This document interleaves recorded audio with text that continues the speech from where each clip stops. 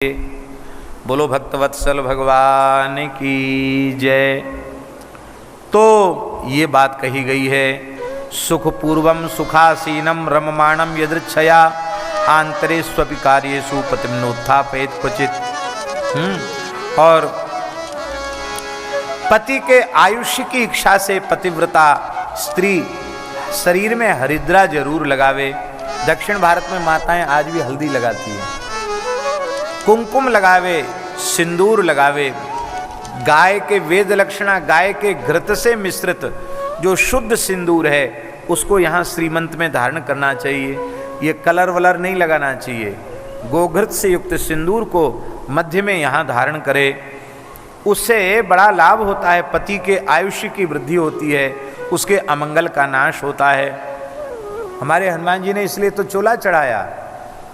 माता जी घी में मथ करके सिंदूर अपनी मांग में भर रही थी जानकी जी। हनुमान जी पहुंच गए भोले भाले, कहा माता जी ये क्या करती हैं आप रोज, इससे क्या होता है? बोले हनुमान जी इससे मेरे स्वामी के आयुष्य की वृद्धि होती है, उनके अमंगल का नाश होता है, मेरे स्वामी प्रसन्न होते। अच्छा हमारे पिताजी राम जी प्रसन्न होते हैं, उनकी आयु बढ़ती? बोले हाँ बढ़ती तो लगाती हूँ मैं। जानकी जी ने सहज भाव से उत्तर दिया। हनुमान जी गए भंडार घर में, एकाध बोरी सिंदूर उन्होंने कुठार से ले आए। छोटे मोटे तो है नहीं हनुमान जी। एक भगोना में बढ़िया से मथा सिंदूर घी में, और पैर से लेके सिर तक लगा के सीधे राम जी के दरबार में पहुंच गए।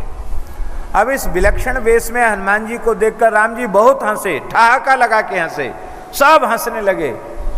राम जी बोले देखो माता जी बिल्कुल ठीक कह रही थी कि इसको लगाने से राम जी प्रसन्न होते हैं। आज कितने प्रसन्न भये हैं, और अब तो इतने प्रसन्न भये तो राम जी की बहुत आयु बढ़ गई, बहुत कीर्ति बढ़ गई, बहुत प्रसन्न होकर नाचने लगे। राम जी ने कहा हनुमान जी आज मंगलवार है, आपने संपूर्ण श्रीअंग पर सिंदूर धारण किया है। इस तिथि को जो आपको सिंदूर अर्पित करेंगे घृत मिश्रित, उनके संपूर्ण अरिष्ट समाप्त हो जाएंगे और मैं प्रसन्न हो जाऊंगा। तब से हनुमान जी को चोला चढ़ने लग गया। तो देखो ये है, ये बाजार के कलर वलर मत नहीं लगाना चाहिए। माताएं बाजार के कलर लगाती, वो ठीक नहीं है। और ये टुकली बिंदी बाजार की खरीद के लगाना भी ठीक नहीं है। कुमकुम जो शुद्ध रोली है उसी से मध्य मस्तक पर बिंदु रखना चाहिए, और सिंदूर और घृत मिश्रित अपने सीमंत में धारण करना चाहिए, मांग भरना चाहिए। और महाराज जी काजल नित्य नेत्रों में लगावे, कुरूपासक तांबूल मांगलिक आभूषण, केशों का संस्कार, केश पास बनाना, हाथ में कंगन, कानों में कर्णफूल और नासिका में नथ, ये सौभाग्य के चिन्ह हैं, इनको अवश्य धारण करना चाहिए। और जो स्वेच्छाचारिणी स्त्रियां हैं उनका कभी पतिव्रता को संग नहीं करना चाहिए। न रजक्या न बंधक्या तथा श्रमणया न च दुर्भगया क्वापि सखित्वं कारयेत् क्वचित्। रजकी, बंध्या, व्यभिचारिणी और महाराज जी श्रमणया, घर द्वार छोड़ के साधु सन्यासी हो गई हों, उन माताओं का संग भी पतिव्रताओं को नहीं करना चाहिए। हाँ सन्यासिनी इन स्त्रियों से मित्रता न करे। जो स्त्री अपने पति से द्वेष करती हो, गाली देती हो, अपमान करती हो, ऐसी स्त्री से बातचीत भी कभी न करे। कभी अकेले न रहे, कभी निर्वस्त्र होकर स्नान न करे, और ओखल, मूसल, बुहारू माने झाड़ू, सिल, लोढ़ा, इन पर कभी पैर न रखे। पैर छू जाए धोखे से तो हाथ से स्पर्श करके प्रणाम करे। देहली पर न कभी खड़ी होवे, न देहली पर कभी बैठे, क्योंकि देहली भगवान नृसिंह का आसन है। हाँ केवल एकांतिक क्षण में, प्रजोत्पत्ति के काल में, रति काल में वह अपने पति से धृष्टता करे तो उसका धर्म नष्ट नहीं होगा। अन्यथा सदा मर्यादा में ही पत्नी को, पतिव्रता नारी को रहना चाहिए। पति के प्रेमी को ही अपना माने, पति के विरोधी को अपना न माने। पति के शत्रु को शत्रु के ही जैसा समझे, पति के मित्र को जैसा मित्र को मित्र के जैसा समझे, अपना कोई शत्रुता मित्रता का भाव न हो। अब तो महाराज रोज ऐसी घटनाएं अखबारों में आ रही हैं कि पत्नी ने अमुक से मिलकर पति की हत्या करवा दी और पति ने अमुक से मिलकर पत्नी की हत्या करवा दी। ये स्थितियां बन रही हैं, बड़ी दुखद स्थिति है।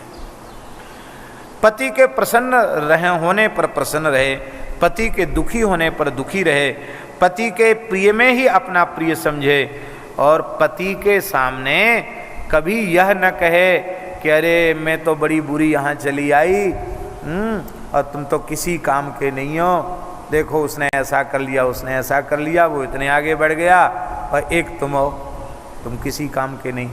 ऐसे कह के कभी पति को लज्जित न करे, सदा उनको धैर्य बंधावे और उन्हें विपत्ति में उत्तम सहयोग प्रदान करे, उनके हित की इच्छा करे। संपत्ति में संपत्ति माने, विपत्ति में विपत्ति माने।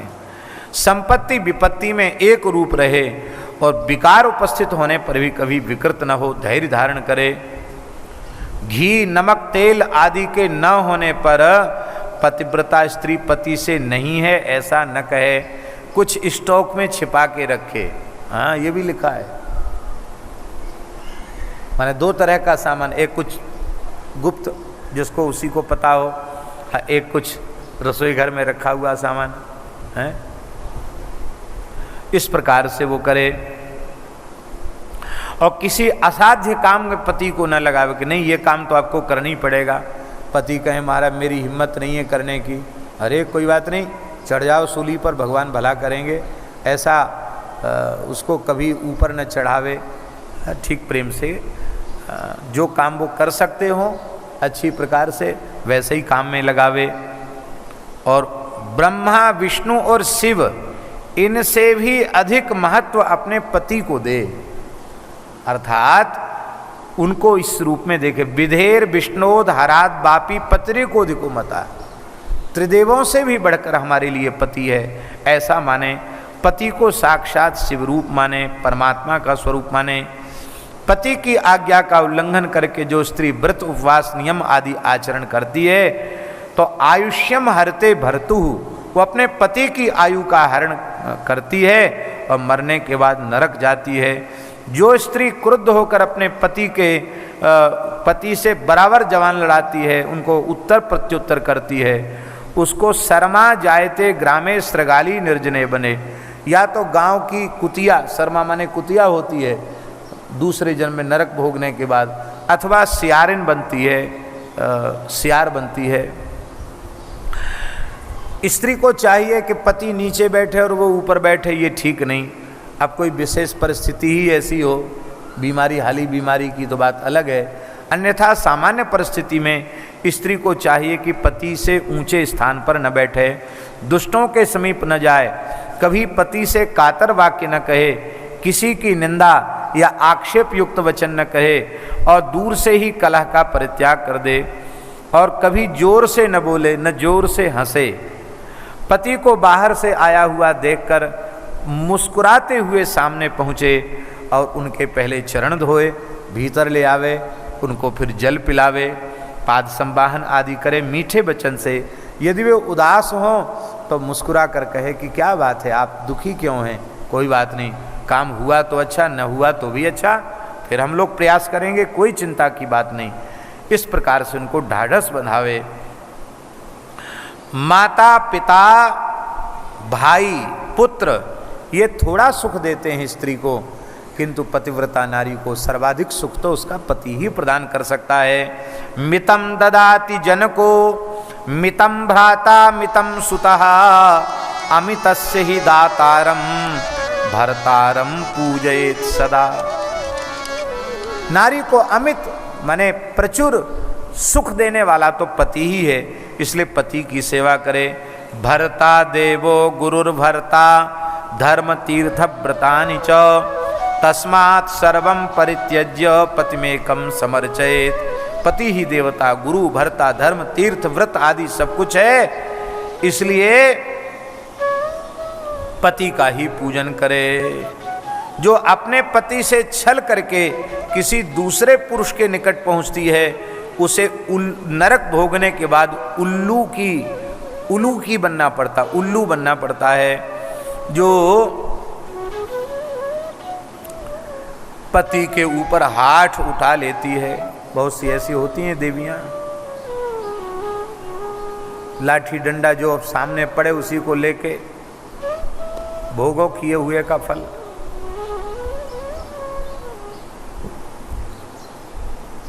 नाम लेंगे तो ठीक नहीं है।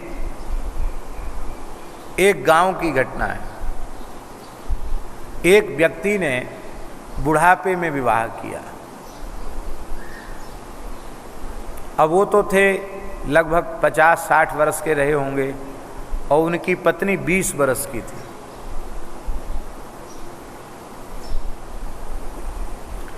खेत वेत बेच करके तब लाए थे, वो पैसा खर्च करके लाए थे।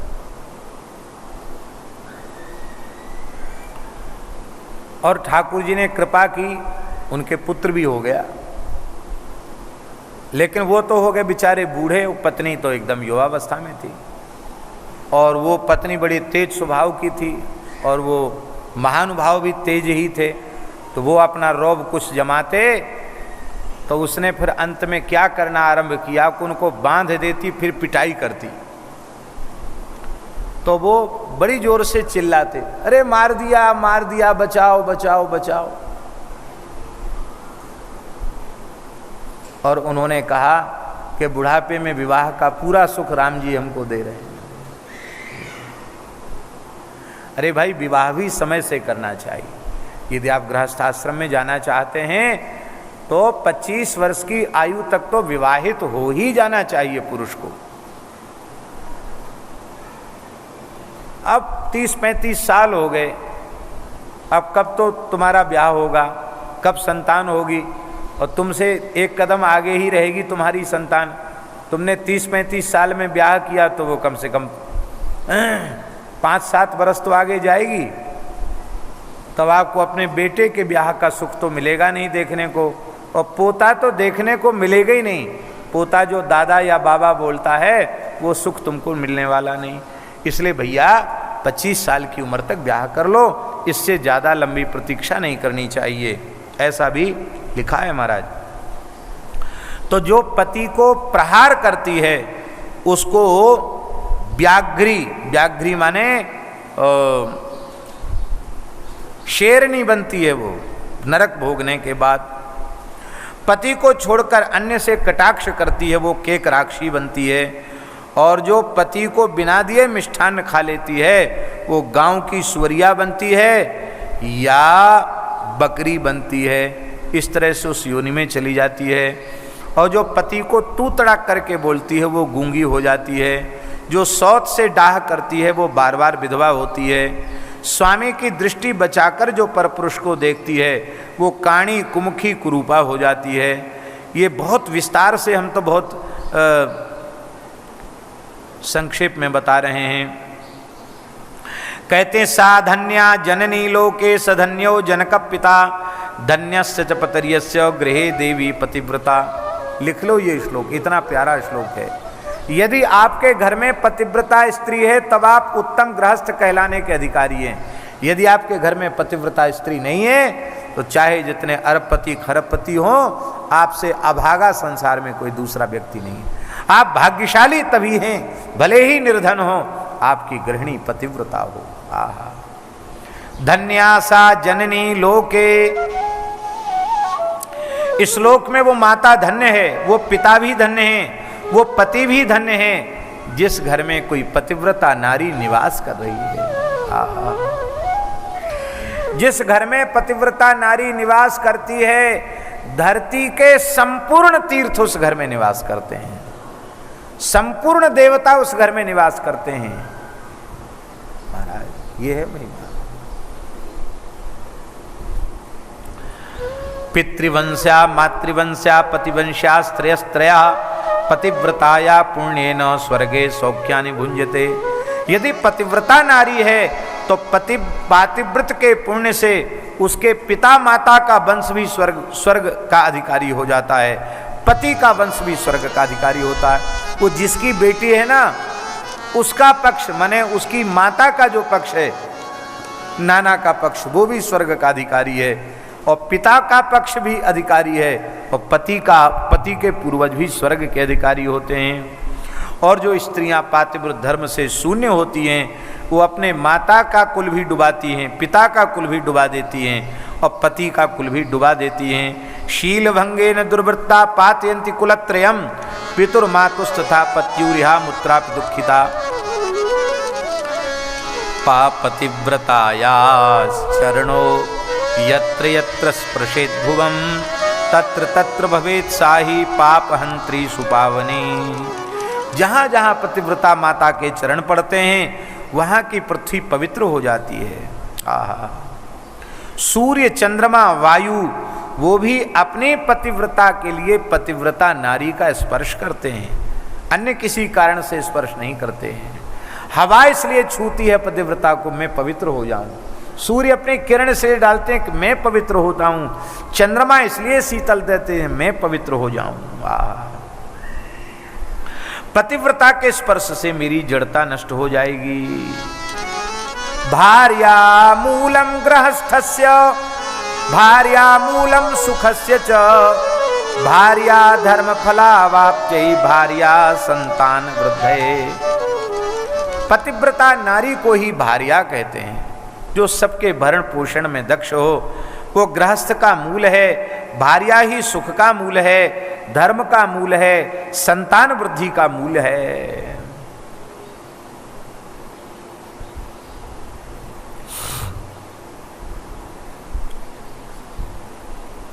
कभी अपने पति के सामने अपने रूप का, लावण्य का अहंकार न करे, विनम्रता पूर्वक व्यवहार करे। और मान लो पति बहुत रूपवान नहीं है, तो भी कभी कुरूप कह के उसकी निंदा या उपेक्षा न करे। देखो, एक बात हम सावधानी करें आपको, ये जो धर्म पतिव्रता माताओं के लिए कही जा रहे हैं, वही सदाचारी सदगृहस्थ पुरुष के लिए वही धर्म है। उसका भी यही धर्म है, जो अपनी पत्नी की निंदा न करे, हैं, भले ही रूपवान नहीं है तो भी उसको न कहे कि अरे तू देख ले, अपना दर्पण में मुड़ा देख ले, तू कैसी लग रही है, हैं? इस तरह से उसकी निंदा न करे। और इस तरह से पवित्र गृहस्थाश्रम, यह उनका जीवन भी पवित्र हो जाता है, मरने के बाद भी उनको उत्तम लोक होते हैं, प्राप्त होते हैं। देव कर्म, पितृकर्म, अतिथि कर्म, यज्ञ कर्म, ये बिना भार्या के फलवान नहीं होते। उसी को गृहस्थ कहते हैं जिसके घर में पतिव्रता का निवास है। अन्य स्त्रियां तो जरा राक्षसी के समान पुरुष को ग्रसती रहती हैं। यथा गंगावगाहेन शरीरम पावनम भवेत् तथा पतिव्रताम दृष्ट्वा सकलम पावनम भवेत्। क्या बढ़िया श्लोक है, वाह।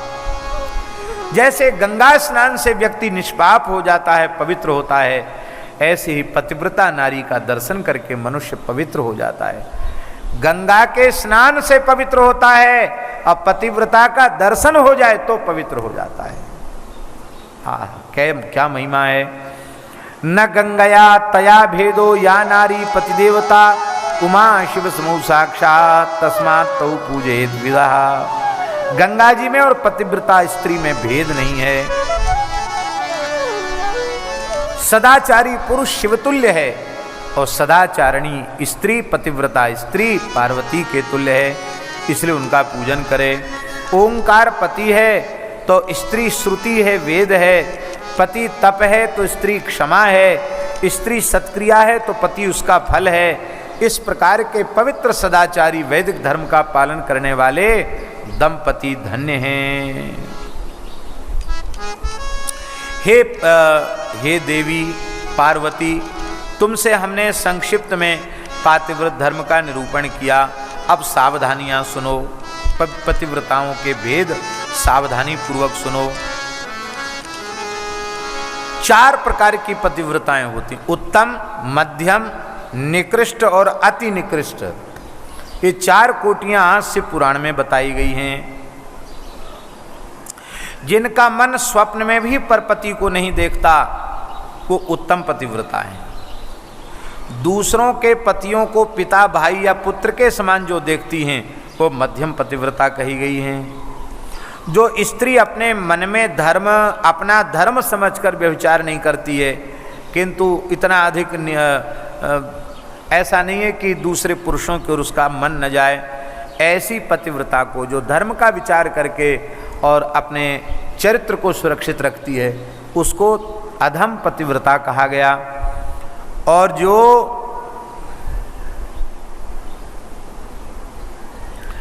मन में इच्छा रहते हुए भी पति और कुल के भय से व्यभिचार नहीं करती है कि हमको निकाल दिया जाएगा, मार पिटाई होगी, हमारा तिरस्कार होगा, हमारी बदनामी होगी, इस भय से जो अपने आप को संभाल कर रख लेती है, वो अति निकृष्ट पतिव्रता है। सर्वोत्तम पतिव्रता होनी चाहिए। हे पार्वती, पातिव्रत के प्रभाव से अत्रि, प्रिया, अनुसुईया ने तीनों देवताओं को अपना पुत्र बना लिया था। बोलो दत्तात्रेय भगवान की। ब्रह्मा विष्णु महेश को छोटा छोटा बालक बना लिया। देवताओं की प्रार्थना पर वाराह के शाप से मरे हुए ब्राह्मण को जीवन दान दिया था। इसलिए तुम भगवान शिव की पूजा करो। और अंतिम बात बड़ी प्यारी कही, जगदम्बा महेशी तुम शिव साक्षात पतिस्तव, तव स्मरण तो नार्यो भविष्यन्ति पतिव्रता। हे पार्वती, तुम तो जगन्माता जगदम्बा हो।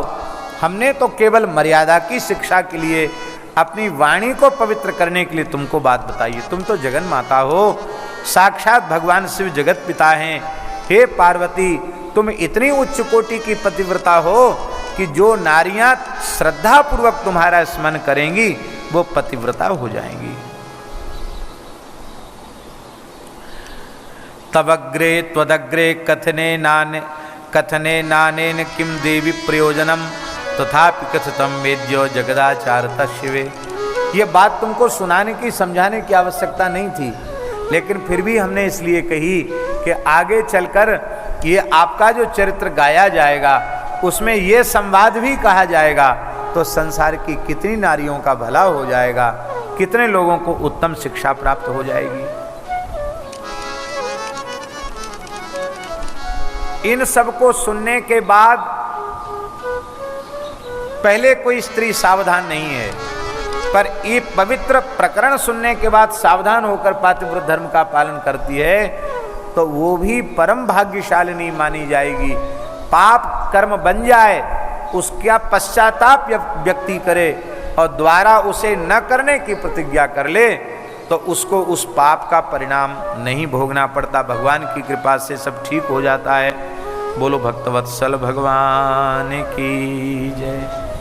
जय जय श्री राधे। भगवान शंकर कैलाश